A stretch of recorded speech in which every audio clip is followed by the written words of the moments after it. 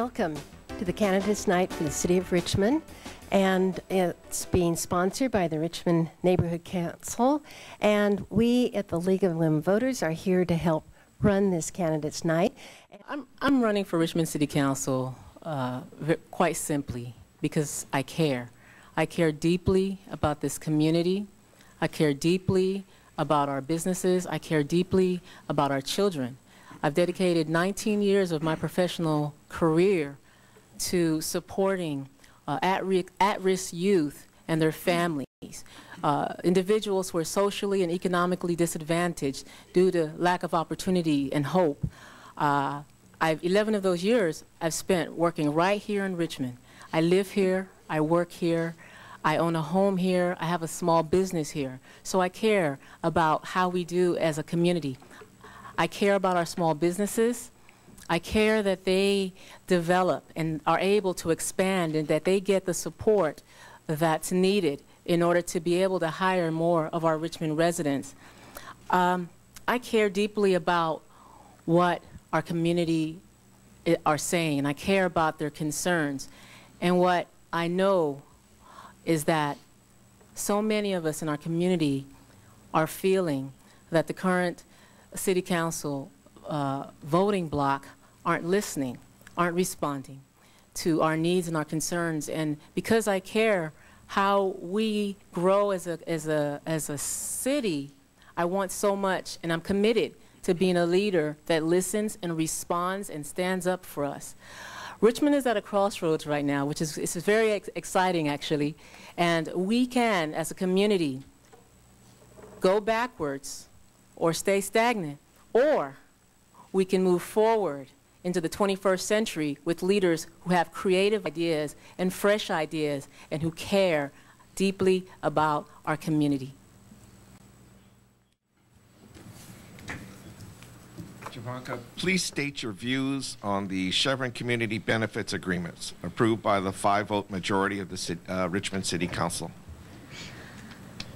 Well, I was one of the community members who stood there before the council on July 15th and stated my views clearly, loudly. I said that we need, that a government should operate in an open and a transparent way.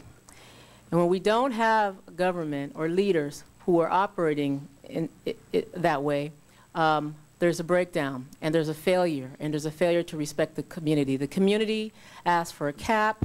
The community asked to see that they not make a decision.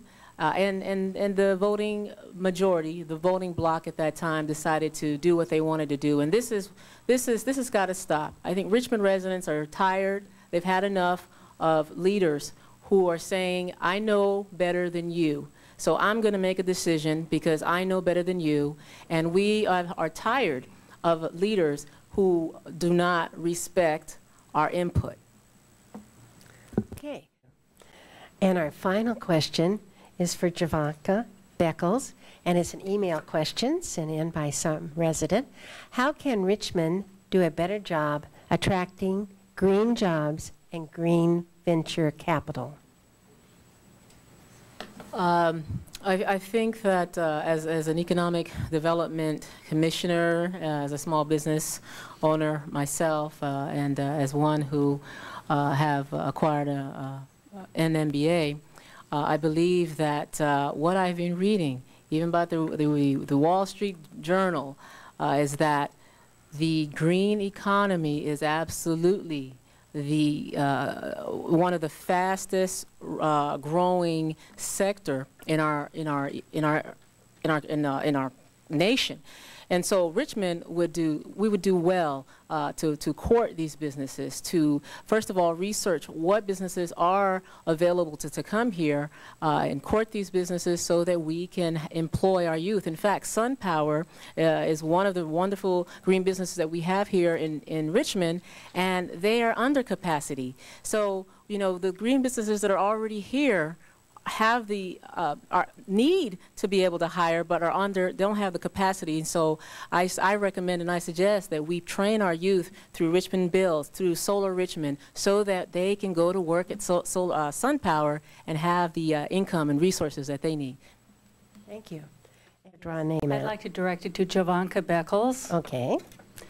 Good evening. My name is Marilyn Langlois, and I'd like to ask Jovanka Beckles a question about community gardens. There are many gardens in Richmond getting started on the Greenway in many schools. There's also the 5% Local Coalition, which promotes growing our local food supply. I'd like to know, what is your position on community gardens, and what will you do to support efforts to raise more delicious, healthy, organic food locally that we grow here and eat here and cook together?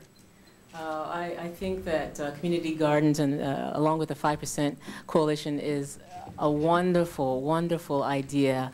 That is an idea where our community is actually getting involved with the rise of fuel costs now. It's getting more and more expensive to truck in produce from other places.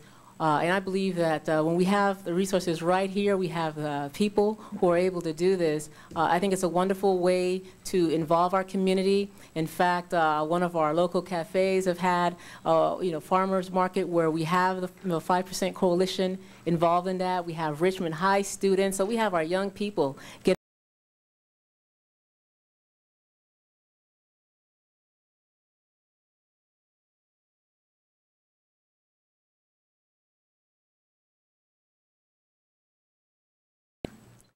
I'm Jackie Thompson, again, resident of Richmond. As a community activist, I know how important it is to need your help and support.